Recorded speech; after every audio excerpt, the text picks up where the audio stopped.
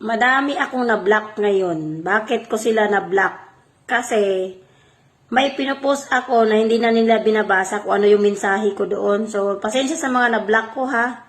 Ilan yung na-block ko? Magsisipag ako para marami pa akong i-block dito. Kasi hindi man kayo nakakatulong. Yung iba dito, yung mga baguhan. Yung mga miin-miin lang kayo. No? Let's go kayo. Na-block ko talaga. Alam nyo ba mensahe ko? Ang mensahe ko po ay kung sino po yung mga nabiktima ng mga scammer. Sabi ko po, isend nyo po, i-comment nyo po doon yung mga nabiktima, i-screenshot nyo po yung link mismo ng nambibiktima. Kasi link po ang kailangan ipakita natin sa NBI. Link at saka mga picture, yung mga pera na isinisend ninyo sa kanila.